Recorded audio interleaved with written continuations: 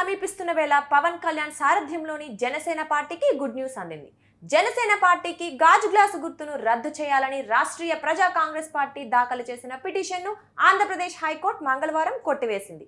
కేంద్ర ఎన్నికల సంఘం గతంలో గాజు గ్లాసు గుర్తును జనసేన పార్టీకి కేటాయించిన సంగతి తెలిసిందే. అయితే ఇటీవల విడుదల చేసిన ఫ్రీ సింబల్స్ లిస్టులో గాజు గ్లాసు చేర్చడంతో జనసేన వర్గాలు కంగుతిన్నాయి.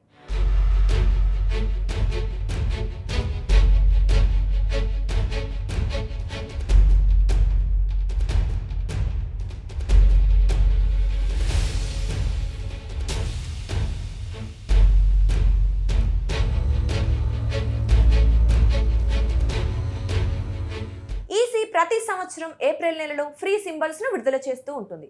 ఇందులో భాగంగా గాజు గ్లాసు గుర్తును ఫ్రీ సింబల్ లిస్ట్ లో విడుదల చేసింది.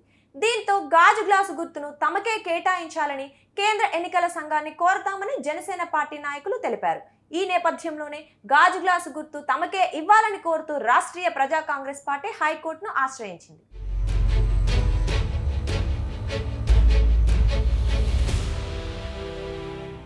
గాజు గ్లాసు గుర్తు కోసం తాము ముందుగా దరఖాస్తు చేసుకుంటే జనసేనకు ఎలా కేటాయిస్తారంటూ రాష్ట్రీయ ప్రజా కాంగ్రెస్ పార్టీ హైకోర్టులో పిటిషన్ వేసింది. ఎన్నికల కమిషన్ నిబంధనలకు విరుద్ధంగా వ్యవహరించిందని పిటిషన్లో పేర్కొంది.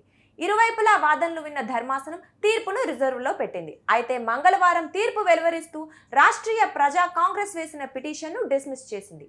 హైకోర్టు తీర్పుతో గాజు గ్లాసు తమకే వస్తుందని జనసేన వర్గాలు ఆశాభావం వ్యక్తం చేస్తున్నారు.